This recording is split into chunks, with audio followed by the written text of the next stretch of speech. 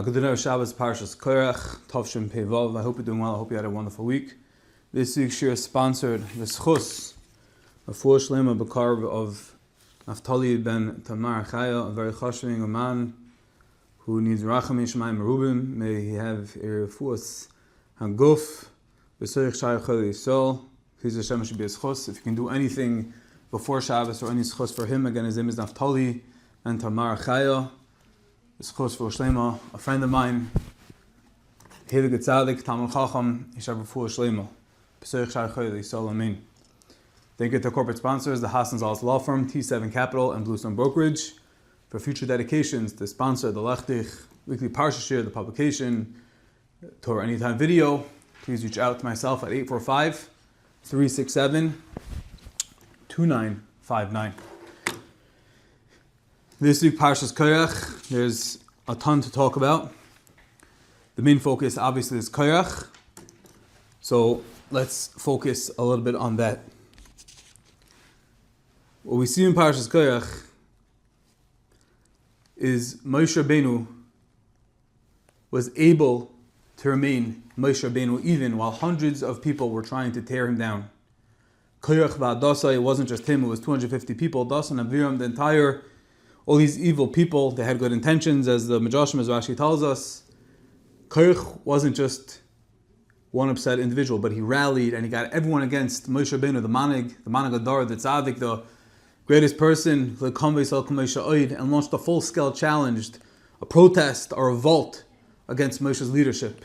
And they questioned him publicly and they accused him publicly. They tried to remove him from his position. And what we find is something very, very astounding.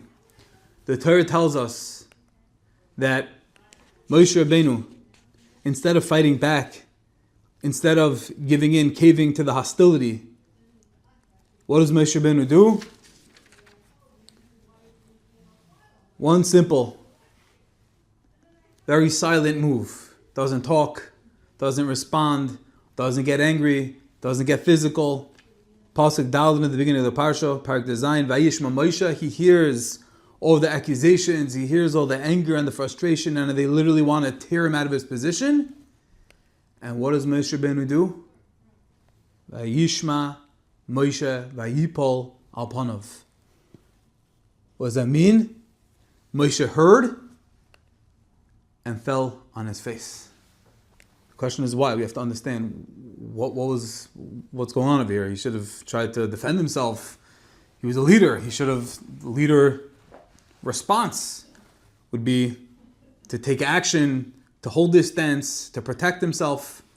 At first glance, while Korach's argument does sound very noble, ki kol ha'eda, kulam kedoshim, the entire nation is holy, and he was coming to Moshe and he's saying, why should Moshe and Aaron stand above everyone else?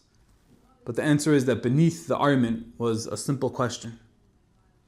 Moshe Rabbeinu realized that they had this logical intention that Amech Kulam Tzadikim, that everyone is equality, that everyone is the same. But Moshe Rabbeinu knew that there was something burning inside of them. There was something Shaloi Lishma. And what was that? Korach was focused on one thing.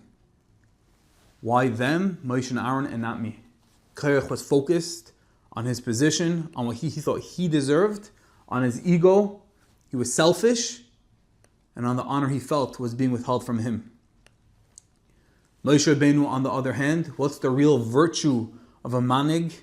It's to be focused on something entirely different. Not himself, not his position, not his honor, not his own kavod. Nothing, no egin or ritzainus. There's only one thing and one thing only that matters, and that's rotzon habayre. What HaKadosh Baruch Hu wants and what will be best for Klal Yisrael. Now we can understand, this is based on a Torah I saw from the Kloisenberger in his Sefer Shafach Chaim, what seems to be a bizarre response of just falling on his face, which, again, like we said, is hard to understand. What type of response is this? Imagine you have a board meeting where the CEO is being challenged by hundreds of employees. Imagine a president being publicly accused by his cabinet, or a shul where a group stands up and questions the rabbi's authority in front of the entire shul. Right? What would we expect the response to be? A speech, a defense, some sign of strength, that dignity, this is mine. And again, the question over here is that Moshe Rabbeinu is being fiercely attacked challenged. Hundreds of people are joining this rebellion against him, and his leadership is literally hanging in the balance. So how do we understand Vayishma Moshe Vayipal Panav? The answer is that Moshe was never fighting for himself. If the issue is my position, I need to defend it. And that's true. I need to protect it. I need to make sure that I'm going to stay where I believe I should be, because it's about me. But if I'm a simple servant of Hashem, trying to carry out a mission, then the attack is never about me. Moshe Rabbeinu is falling on his face, is the highest level. He's demonstrating the very understanding that qualified him to lead in the first place. That his leadership was never about his own agenda or covet. It was never about power, prestige, or recognition. It was all centralized about serving HaKadosh Baruch Hu and doing the best for Klal Yisrael. That's why Moshe Rabbeinu was falling on his face. Moshe Rabbeinu's response wasn't weak. It was the greatest demonstration of submission. If someone attacks my position, I don't have to worry, because I'm in it for the king. By falling on his face, it was a silent declaration. Rebbeinu Shalom, this was never about me. Ani Avdecha, I'm your servant, the leadership is yours, the nation is yours, the battle is yours. I don't need to win, I don't need to prove myself, I don't even need to be heard or even seen. When he fell on his face, that was his demonstration, that was his showing Hashem what he's truly all about, and that's what made him a true leader, and that's why even amidst all the adversity, he prevailed. Korach Vadasai was eaten up, gobbled by the earth, but Moshe Rabbeinu was victorious, even when he's Vayipal Apanav, even when he fell on his face, and we think, Nebuch, what a yitzlach, weak person, sheepish, couldn't defend himself, couldn't hold his grounds. But the answer is that because of his greatness, not despite, but dafka, the essence of his greatness, the essence of his godless, of what made him the most incredible leader, was recognizing that he's all in it for the Eibishter, and he's able to put aside his own feelings and make room for those that really matter, which was Klal Yisrael, which was HaKadosh Baruch Hu, and that is what Vayipol Alpanov was showing. Similar to what we find by Aaron HaKohen, later in the Parsha of Vayidam Aaron, after the death of his own two sons. What does Aaron respond? The Torah makes sure to remind us. He didn't complain, he didn't get angry. Vayidam Aaron. His silence wasn't weakness, it was the greatest demonstration of emunah and betachon in the Torah. And that's what the Torah tells us he was silent. The Torah is not a storybook telling us irrelevant details. It was telling us that this was his gala, his submission, and full hakara, that everything's the Eibishter. And so too with Moshe Rabbeinu. His falling on his face wasn't to surrender to Korach. It was absolute submission to Kadosh Baruch Hu. Interestingly enough, the Heilige Sanz Rov, the Kleisenberger Rebbe's Yortzeit, falls this Wednesday, this upcoming Wednesday, this week, on Tes Tammuz, Wednesday. And the midah of leadership through making room for others was something, as we see in the Parsha, about making room for Klal Yisrael and doing what's best for them, and not being involved with his own ritzonus and his own desires and his own kavod. That's something the Rebbe possessed to an extraordinary degree. One of the greatest leaders of the past century, he embodied this quality perhaps more than anyone else. And I think there's a well-known story, but it's mind-boggling, and it really just brings out this point. Listen to this unbelievable, nice, heart-wrenching story. After the war, the Kleisenberger Rebbe was living in the DP camps. He lost everything, his wife, his 11 children to the Nazis, Rachmana litzlan. And he spent his days trying to strengthen survivors and help them rebuild. There was one young boy who had been through more than most adults could imagine. And because of that, he lost his family, his siblings, his parents, and because of his pain, his anguish, unfathomable, undescribable, through his yarmulke, through his tzitzis, we can't judge. And his connection to Yiddishkeit was pretty much obsolete. Many people tried being mechazik the boy, trying to speak to him, but to no avail. It never got through. And someone suggested, let's bring this boy to the Kleisenberger Rebbe, who had known the boy's family before the war. The boy did whatever he can to get out of this meeting. He didn't want to meet the Rebbe, and finally he figured, he has nothing else to lose at this point. He lost everything, his parents, his family, so what? So a meeting, that's not going to take him over. So he relented. He was very angry, very bitter. And the Maisa, he came to the Rebbe, And the Rebbe looks at him. And the Rebbe sensed the broken boy's pain. The Rebbe knew that he didn't have a long time with this boy before he walks off, and he knew that he had to make an immediate impact, or the opportunity would be lost. The Rebbe knew that this boy needed one thing and one thing only, and that was love and absolute validation. And the Rebbe, knowing that he had very little time, looked at the boy and said, "You're from so-and-so family, aren't you?" The boy picked up his head and nodded. The Rebbe asked, "I remember when you were younger, how you were so sweet, singing and swaying to the words of Torah, of Chumash, you're learning Mishnayos, such a nachas that you brought to your parents, how sweet and delightful you were." And the boy knew exactly what the Rebbe was referring to. He knew exactly which boy the Rebbe was talking about. The boy's heart started to pound, his eyes started to swell with tears. And the Rebbe, once again, takes his hand with authority and love, placed his hand on the boy's shoulder, and quietly said, "You're angry, right?" And the boy looked up and nodded again. The Rebbe said, "You're angry because they took the best ones."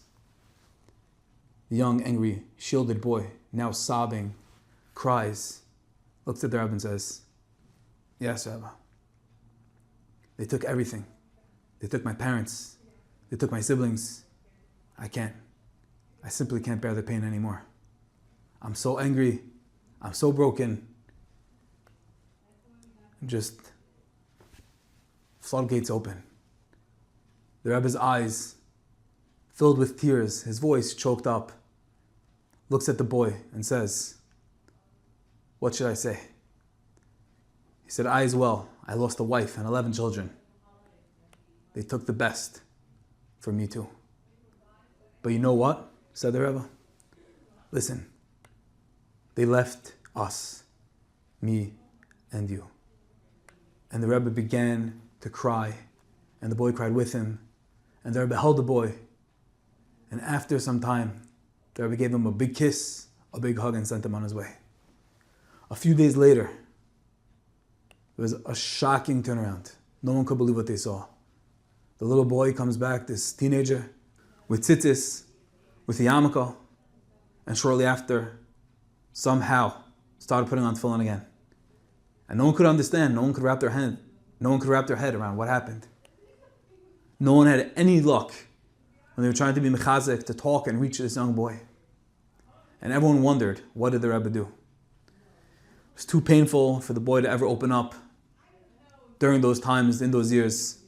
But years later, when he was approached and asked this question again, asked, "What did the Rebbe tell you? What did the Rebbe do?" This boy, now an old grown man, was able to say, "I wanted to understand something. Everyone else spoke to my head. The Rebbe touched my heart." This is the common thread between Moshe Rabbeinu, what it means real leadership, removing oneself from the picture. This is why Moshe Rabbeinu was able to fall on his face. Because both, take that back. Because for Moshe Rabbeinu, it wasn't about himself, it was about everyone else. It was about HaKadosh Baruch Hu. For the Rebbe as well. The boy came expecting another lecture, but instead, the boy met someone who understood. Someone who had room in his heart for another Yid.